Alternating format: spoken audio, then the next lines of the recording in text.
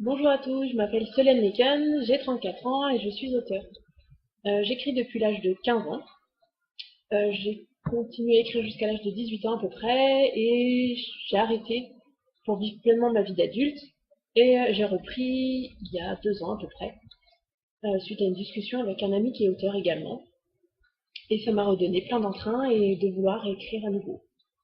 Depuis 2 ans, j'ai sorti 2 livres. Donc le premier, c'est voilà, la caméra. Voilà. À Henri, mon recueil Ma vie, donc qui n'est autre qu'un recueil de poèmes que mon aïeul a écrit, qui est paru en novembre de l'année dernière. Et en mars, donc il y a très peu de temps, j'ai sorti donc Pretty, mon prospect et moi, qui n'est autre que le tome 1 de la saga Dark Pulse, qui est une romance biker. Cette saga se compose de 2 tomes. Je garde encore secret le titre du tome 2, qui devrait sortir d'ici à peu près 2 à 3 mois.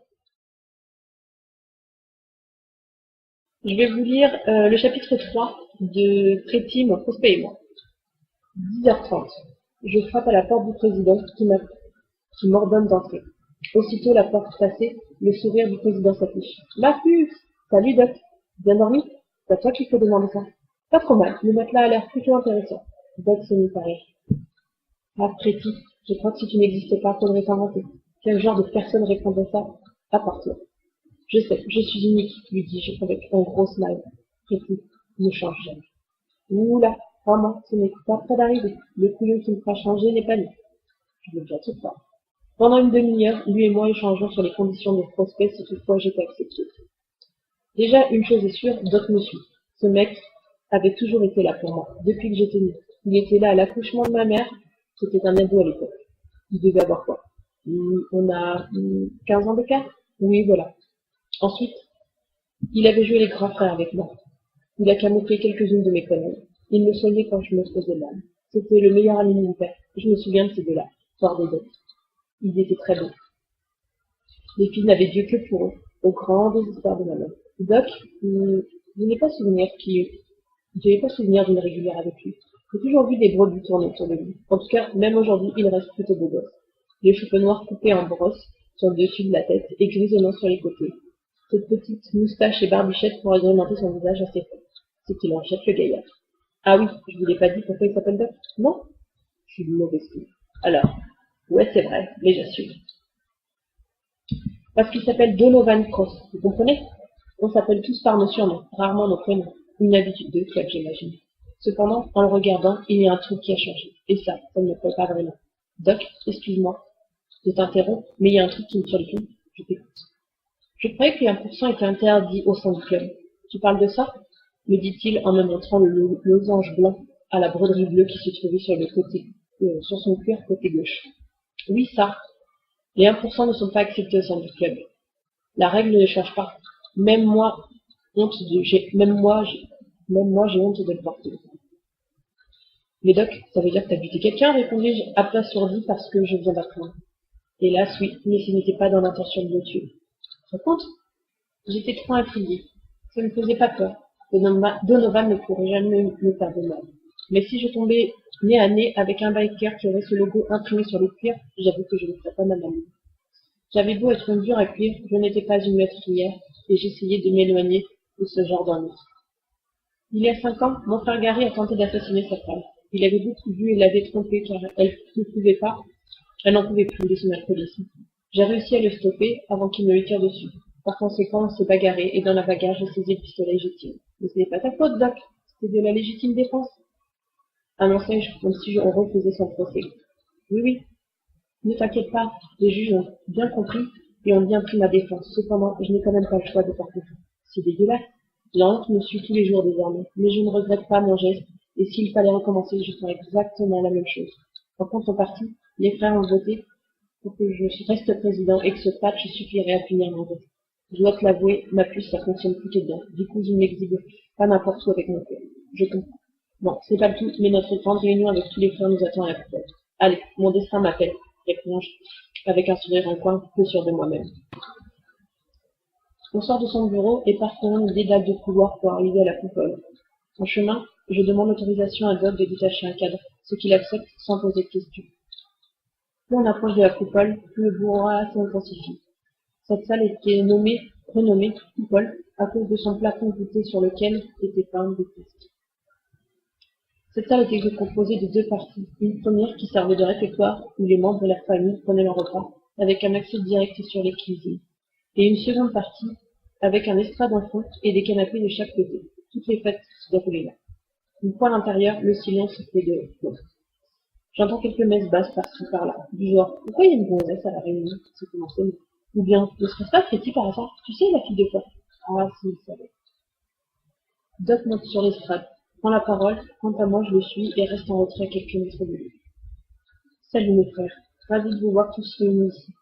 Merci de votre présence pour cette réunion extraordinaire. Je sais que vous vous posez beaucoup de questions, notamment pourquoi il y a une femme à cette réunion. Justement, j'y viens. Cette jeune femme que vous voyez ici s'appelle Pretty, du moins c'est le nom qu'on lui a donné ici. Je vois que certains d'entre vous l'ont reconnu. Je vois des sourires sur des têtes que je reconnais. Hans, Papi, Jackson et beaucoup d'autres. J'en profite pour leur faire un signe de main, en gage de salutation. Pour certains, les visages me paraissent familiers, mais impossible de mettre un nom dessus. Mais je les connais. Et il y a Ken, avec son sourire du genre « Je la connais, moi !» Un vrai bouffon. Purée, il est en train de me faire un clin d'œil, j'y crois pas. Enfin, il est plus petit que moi. Et comment dire, ça jure, quoi. Après, il a des spots plein la gueule, une vraie calculette. Je suis pas très forte en maths, donc très peu pour moi.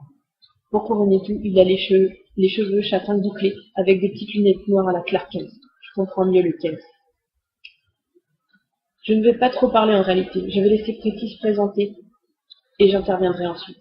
Doc se tourne vers moi, me tend la main pour prendre la mienne. Je réponds à sa demande, et m'approche. Une fois, face à tout le monde, mon grand frère de cœur recule et prend mon ancienne place. J'entends quelques sifflements, du genre gros loup qui cherche à draguer. Pathétique. Salut, je ne vais pas y aller par 4 chemins. Qui connaît ceci? Dis-je en leur montrant le cadre où se trouvait mon petit cuir avec la licorne sur lequel était brodé propriété de Thorne.